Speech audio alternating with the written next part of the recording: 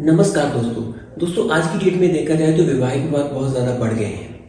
तो क्या कोई गुण या गोचर बनाने में कोई कमी रह गई थी, जहाँ कोई शादी से पहले कोई पार्ट पूजा अधूरा रह गया था? तो इस चीज का सटीक समाधान ढूंढना बनता है। तो बात बड़ी सीधी और सिंपल है दोस्तों कि अगर आप इंटीमेसी के लिए शादी कर रहे हैं तो आपकी बहुत जल्दी जो मैरिड लाइफ है वो बोरिंग लगने लग जाएगी, क्योंकि इस चीज का कोई असर ज्यादा देर नहीं टिक पाता। और दूसरा, अगर आप यह सोचकर शादी कर रहे हैं कि यह समाज की बनाई हुई ये रीत है और सभी को करनी पड़ती है, समय रहते हो जानी चाहिए, समय निकल जाएगा, लोग क्या कहेंगे, तो अगर इन बातों को लेकर भी आप शादी कर रहे हैं तो जाहिर सी बात है कि आपकी जो शादी की प्रॉब्लम्स हैं वो बहुत जल्दी बढ़ जाएंगी। यह बातें सब अब पुरानी हो चुकी हैं और इन चीज़ों का कोई ज़्यादा महत्व नहीं रह गया।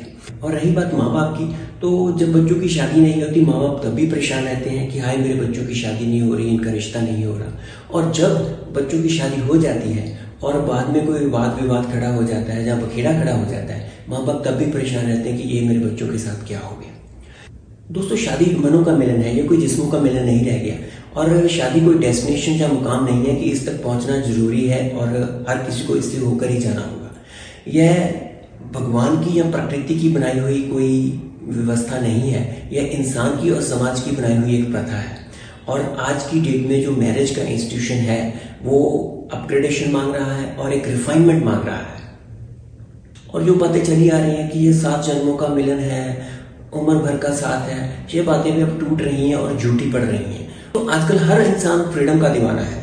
कोई पता नहीं कब उसकी लाइफ की प्रायोरिटीज बदल जाए, लाइफ प्लान कब बदल जाए और कब उसका जो करियर प्लान है वो चेंज हो जाए, और कब किसी का कोई पता नहीं है, कब किसी का दिमाग घूम जाए और अच्छा भला चलता चलता रिलेशन आपका खराब हो जाए। और भी बहुत सारी बातें हैं, जैसे कि financial problems, compatibility issues, long distance relationship, communication gap, infidelity, addiction. जब मैरिड लाइफ में रोज रोज सेम चीजें इंसान दोहराता है तो वह ऊब जाता है कि कहाँ फंस गया। और मैरिज के साथ बहुत सारी रिस्पॉन्सिबिलिटीज आती हैं और उसके साथ फ्रस्ट्रेशन भी आती है, तो मनमुटाव भी होता है और फिर झगड़े भी जन्म लेते हैं।